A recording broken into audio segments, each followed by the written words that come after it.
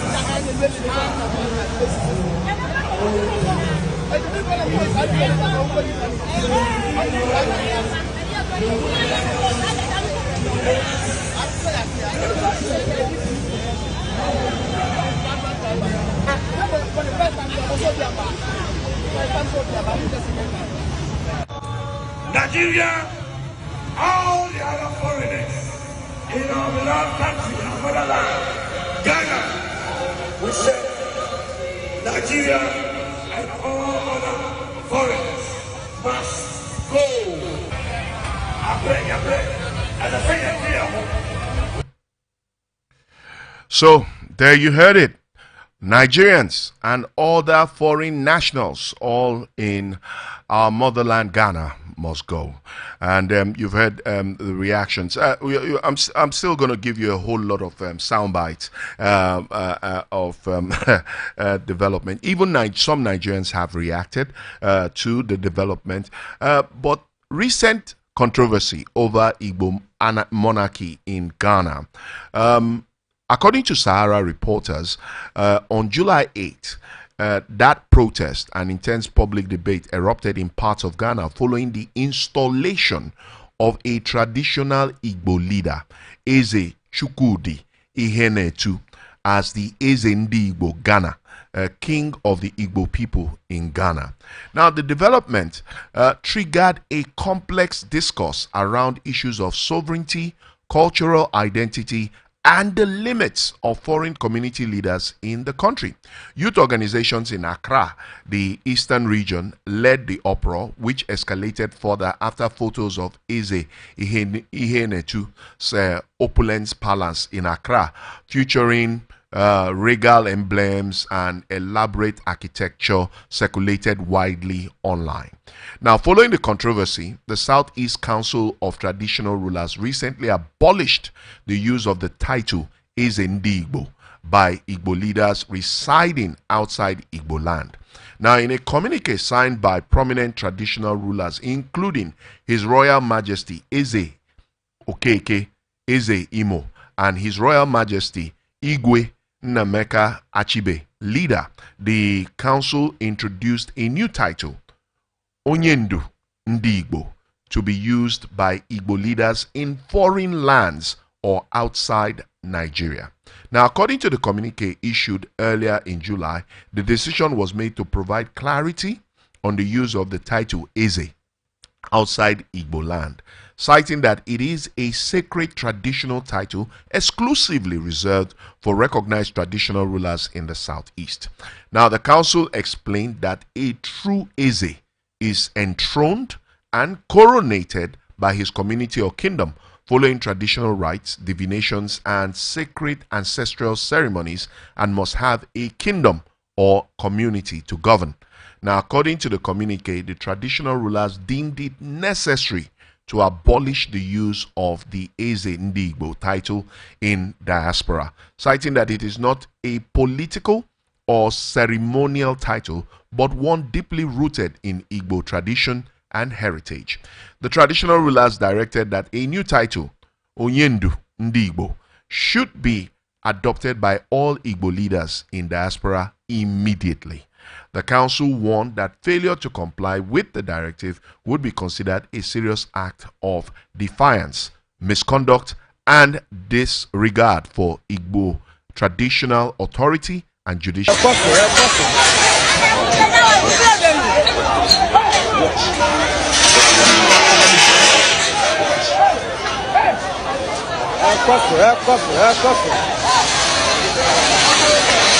I am a full-blooded Igbo man, but Igbo people most times do not calculate before they do something.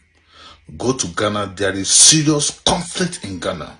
Ghanaians are chasing Nigerians away that they should leave their country because of the stupidity of one man who wants to answer Ezigbo in Ghana, who wants to claim that is much more intelligent than Ghanaians. A country welcomed you to do business and you are trying to do something else to outsmart the indigenes of the country. That is absolute stupidity. This is what the Ghanaians are doing right now. They said Nigerians should leave their country. You go to a country, they welcome you, you are doing business, you are doing well. Instead to concentrate and do your business and come back home and invest, you are trying to build Igbo village, Igbo city in another man's country. What manner of stupidity, what manner of rascality do we see in Igbo people? Are we the only tribe in the world? Why do we make noise anywhere we go to? Are we more intelligent than the Yorubas, than the Fulanis, than the BBOs, the TVs? We think that we are more intelligent than others, whereas we are very stupid set of people. Not everybody, but majority of the Igbo people do not act like people that have common sense. See what they are bringing to the innocent people in Ghana.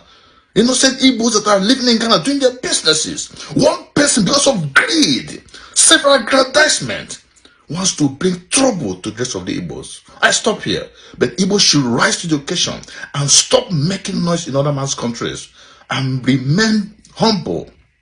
Do your business and get out of those areas and stop being all this stupid Ezigbo, Eze this, Eze that. Bullshit and rubbish. Well, a reaction of a Nigerian Igbo man to developments in Ghana, where protests have erupted. In fact, tensions are rising in Ghana as a disturbing wave of anti-Nigerian sentiments emerges under the banner of Nigeria Must Go protests, igniting memories of a dark chapter in Ghana's own history. The protest, reportedly driven by economic frustrations and social strain, has targeted Nigerians living in Ghana, calling for their expulsion and the tightening of immigration control. Now, the protest has sparked regional concern not only because of its xenophobic overtone, but also due to the historical irony it represents. In the early 1980s, I did say it earlier, when I was much younger as a kid, Ghana experienced one of its most turbulent economic crises, partially triggered by the infamous alien compliance order issued by the Nigerian government in 1983, which compelled over 2 million undocumented West African migrants, mostly Ghanaians, from Nigeria. That mass deportation, driven by Nigeria's own economic hardship at the time, dealt a heavy blow to Ghana's already fragile economy. Remember, I say this with every sense of responsibility. Sadly, Nigerians are poor students of history.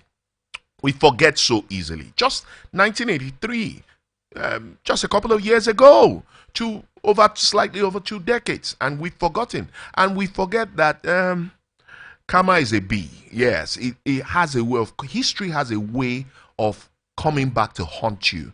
You know, if I might use that American phrase, it has a way of biting you in the A, you know. So, ironically, today's protest in Ghana, mimics the very same xenophobic policies that once devastated its own citizens. History is dangerously repeating itself. The Ghanaian government must tread carefully with this matter. The Alien Compliance Order of the 1960s in Ghana and its Nigerian counterpart in 1983 serve as potent reminders that the expulsion of foreigners, especially in bulk, does not resolve economic issues. It only sows long-term diplomatic discord and human trafficking. Right? In the 1969 Ghanaian expulsion policy under Prime Minister Kofi Abrefa Busai, thousands of Nigerians and other West Africans were forced to leave, resulting in years of animosity. Just over a decade later, Nigeria retaliated with the 1983 deportation order, Ghana must go. Now, a phrase that became etched into the region's collective memory. Families were torn apart. I did mention that. Economies were shaking and political tensions rose to dangerous levels. Now, the chants of Nigeria must go on Ghanaian streets risk opening old wounds if not checked. Now, this could spiral into a full-blown diplomatic crisis between two of West Africa's most influential nations. Now, let it be clear, Nigeria is not the same today as it was in 1983. It is the most populous country in Africa, an economic and diplomatic powerhouse in ECOWAS, and a nation with the capacity to influence the political and economic trajectory of the entire region, if not the entire continent. Any attempt by Ghanaian authorities to succumb to pressure from these protests and protesters and adopt hostile policies towards Nigerian nationals could provoke a reaction far more complex and consequential than what occurred decades ago. Nigerian leaders have so far remained measured and diplomatic, but it would be unwise to interpret that as weakness on the part of the Ghanaians. If provoked, Nigeria could take the stage in ways that might not favor Ghana's stability or its standing in the West African sub-region. Trade restrictions, diplomatic withdrawals, and regional alliances could shift rapidly, potentially isolating Ghana both economically and politically. Moreover, some hostility contradicts the spirit of ECOWAS protocols on free movement of persons, which Ghana is a signatory to that charter. Yes, undermining this commitment not only damages bilateral relations but weakens regional integration as a whole. Ghana has long been known for its political stability, hospitality, and a Pan-African commitment. This reputation is now under or a law-abiding business person, just as yesterday's Ghanaian in Lagos was. Let this protest be a wake-up call, not a gateway to hatred. Let it inspire conversation, not conflict. Let history not be repeated with reverse roles and escalated consequences. Because if Nigeria truly does take the stage, as far as this matter is concerned, it won't be just a performance, it will be a reckoning. Take it from me. And history is the best teacher. Well, fortunately, my colleague Rufai Oseni did react to this development earlier. Once again, let's hear Rufai as he reacts to the Ghana Must Go protest in Ghana. There's a case where they were talking about an Eze in Accra, a video that had been in circulation for so many years that the man has even debunked. On that premise now, we are now having some protests that Nigeria must go in Ghana. The question I should ask them is, where are we going? We must seek peace and security because it doesn't all go well. When Kofi Busia in the 60s said Nigeria, illegal immigrants and a lot of Nigerians should go, did it stop Nigerians still interfacing with Ghana? There are many Nigerians that have been in Ghana since the 20s and 30s. It's just like you saying the Ejigbo people that have been going to Ivory Coast for so many years should leave. Do you know that one of the biggest markets in Ghana is named as an homage to Mokola? So we should see how we can bring about interaction. And people should stop going to fan the embers of discord and disunity and the likes. Well said, well put by my colleague Rufai Oseni. Well, the Nigerian government has promised to handle the ongoing widespread protests by Ghanaians against Nigerians in their country diplomatically. Now, some Ghanaians have accused several Nigerians living in Ghana of involvement in crime, but the spokesperson of the Ministry of Foreign Affairs, Kimi Ebienfa, said, and I quote, "We will engage them diplomatically." Nigeria and Ghana, both colonized by Great Britain, had kept good relations since the days of colonialism and remained best of allies. However, recently there had been tensions in the relationship as Ghanaians who, at the peak of their country's economic depression in the 1980s, took refuge in Nigeria, attacked Nigerians staying in the country, alleging that they are involved in varied crimes. Now, just last week, there was widespread protest in Ghana following with some of the placards carried by the protesters reading, "Who protects the right and freedom of Ghanaians? Nigerians are kidnapping and using people for rituals, and our kids are getting missing." In a viral video, several protesters are seen draped in the Ghanaian national flag, while others donned red clothing, a traditional symbol of resistance. So, those are the back and forth so far as the protest is concerned. We'll take a quick breather, and when we come back, I will also give you reactions in Ghana, ongoing conversations in Ghana with regards to the Nigeria Must Go protest. Funny enough, they say all other nationals must go, but the focus on digital platforms in Ghana about the protest. And then, of course, we will open the phone lines to get your reactions to this development as we continue to look at the meat of the matter with regards to Nigeria Must Go in Ghana. Do stay with us on the arena. We'll be back in just a moment.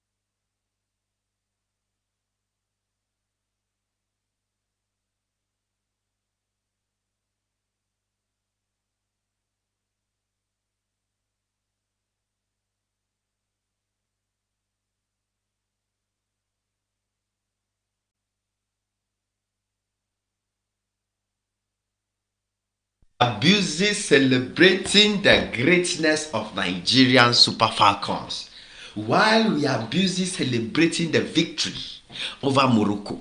Nigeria dominating the African continent, proving that they are no longer just the giant of Africa, but they have become the alpha and the omega of Africa.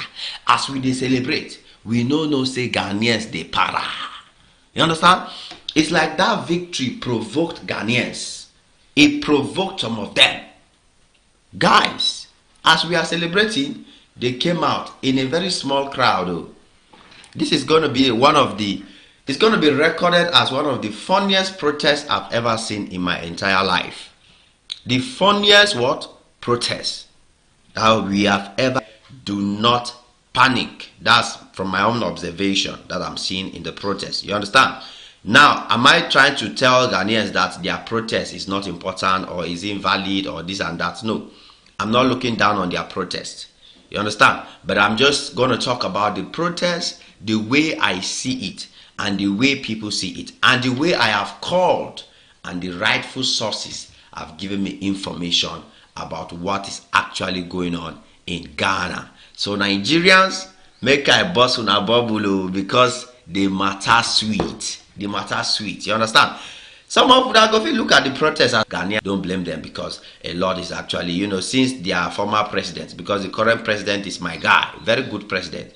The former president, he destroyed the economy so much and Ghanaians could not protest. The former president made sure that Ghana's currency, everything about Ghana was crumbled.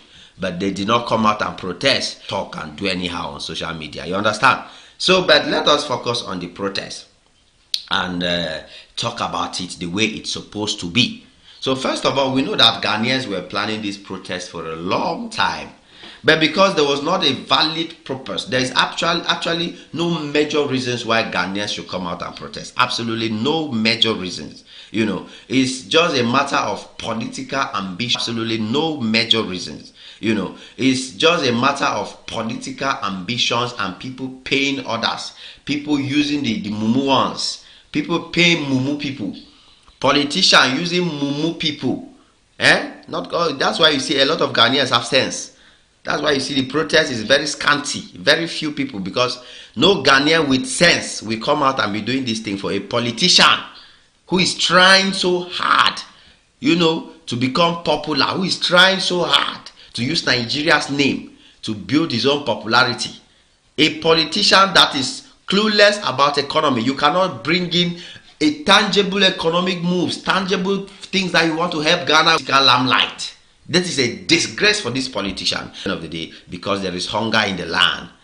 There is hunger in the land. And that's why Mahama came as the hope. Mahama is the hope. You know the song? He gives you hope. Mahama has given them hope. Now they have strength and small food to come out and protest. When the former president don't finish everything, now politicians can't come and give you people small money, and you come and be disgracing yourself on the internet. When we are all one Africa, we are supposed to be together. We are supposed to live together. Any Ghanaian that is encouraging this nonsense should be, they're supposed to put some sense into his head.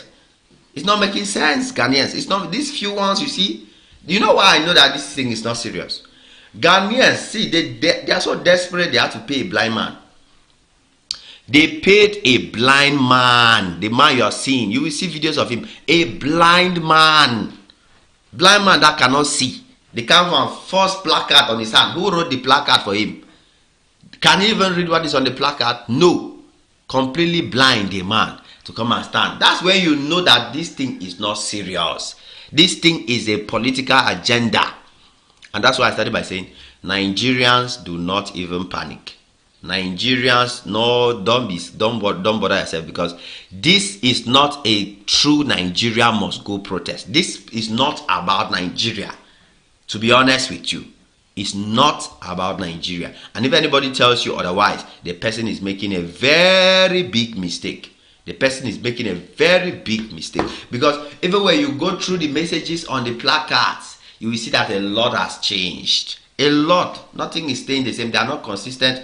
A lot of them. So everybody is just coming out with their own worry. Something like if you are working in the market and a Nigerian is beside you that is doing better than you in that place, you will now come and just say, oh, let us stop foreigners in our retail businesses. Stop foreigners in your retail businesses. Are you normal? Are there no Ghanaians in Nigeria doing retail?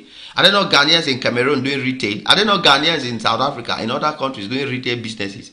So it's in your own country, Ghana, you want to stop other foreigners from doing retail in your country. Come on. Make it make sense. So as you can see, they bring out some few people. A few people who have been paid. There is nothing. These people have been paid by that man, that politician that you saw on the main politician guy, the guy with is the one that was leading the talks online. Leading the talks on the interview, making sure that he pumps Ghanaian hearts with wrong information, wrong narrative to motivate them to come out for this thing. So as you can see, some of them, they are just paid. Everything is clear, evidence full everywhere. Say this one are paid work. So we are out. Nigeria must go demonstration. Our market normal, our jobs are vanishing. If their employer choose to give the job to another person, it's because the person was more competent. It's because the person had more qualifications. The person could do it better than you. If you are good enough, you finish the future. If finish am, what you una do? Una no protest. Una dey make noise up and down. Come out in your number. So this is not protest. Yeah? This is absolutely not protest. This is political campaign. How will you be begging people if truly people are suffering? If Nigerians and others are really disturbing Ghanaians, you don't have to be begging them to come out and protest. You don't have to be campaigning like as if you are campaigning for votes. Make it make sense.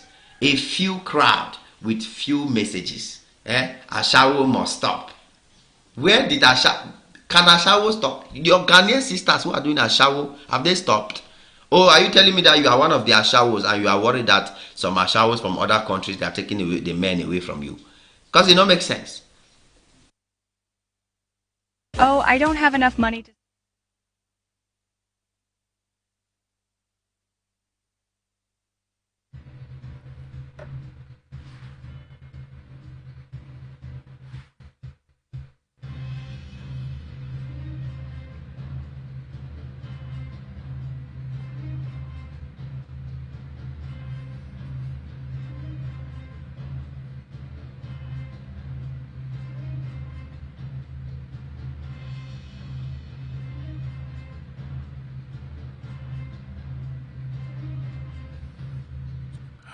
There you heard it. Reactions right there to the protest, giving a different dimension to the entire protest. The fact that it's sponsored, it has a political undertone, and the fact that, I like the fact that the gentleman, he happens to be Ghanaian though, reminded, Ghanaians of the fact that, look, hey, we ought to be one Africa. Now let's come back home. Let's look at reactions on one of Nigeria's famous online blogs, Linda KG blog official, and where Nigerians reacted. Reactions as Nigerians must go protest erupt in Ghana. This one says, kingdom rising against kingdom, nations fighting against nation.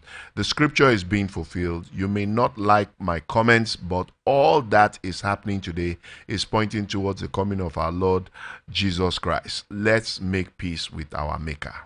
And then this one, Kelvin Amaneze says, this is what happens when the root of hatred isn't addressed. History repeats itself, mocking the failures of the present. And then Amebo Michael said, but pushing Nigeria out of Ghana is totally going to affect Ghana economy, nothing less than 50%. Get your facts right. The love _gold, we did to them, so it don't mean anything. Chidi Oga Anyadike said, all these are caused by bad government by APC and Babati. Wow. Okay. Rookie Ben _catering _service says, Nigeria must go. I beg, make una let person hear word. Small. Oh boy, Nigerians. We're something else. The way we react and the humor. Now I can understand why a couple of years ago Nigeria was rated as the most happiest people on the face of the planet. We just have a way of, shaking off these things when they happen. We just look at them and we just laugh, right? Boss JJO, he still they pain them. If no be our government, that place supposed to be option. These are some of the reactions that Nigerians have been reacting since news of the protest Nigeria must go in Ghana started. Fab Niger kids. The annoying part is we have so many African foreigners walking freely in Nigeria. Now, Fred RT 77, they copied this from Lagos. They see what is happening in Lagos. Big Joe, there are places on earth I will never be seen, Sha, because all this, me go leave Ghana, I lost. And then Joyce Jen, last, our leaders should do better. If this country stands strong, others go they beg to enter. Oloye _01. One thing Ghanaians of this generation do not know is Nigerians don't forget anything you do to them. They chased us in 1969 after our civil war, and we retaliated in 1983 until date. Our own revenge is still the loudest. They are pushing again in 2025. Dr. Jones 336, next Ghana must go is loading. This time in another style. Ghana go learn lesson. Wow. I am Shola said, people that will go to other people's land without respecting their culture, land and values, some of them will learn in the hard way. And then we 8780, when you guys are done, go and sit down. And then finally, I think Zupchi, they better read Unexpected Joy at Dawn by Alex Aguyiri. Everything he wrote on that book is a thorough story of the alliance compliance. So varied reactions, and of course we can still take your reactions right here. We have just barely 6 or 7 minutes to go before we call it a wrap on today's edition of the Arena, right here on 96.1 FM. The studio line is live and active. The number to call 0808-312-8618. Let's hear your thoughts on this development. The Nigerian government has said it will approach the matter diplomatically. We're still yet to get reactions from the Ghanaian government with regards to the body language of the current John Mahama administration to this development.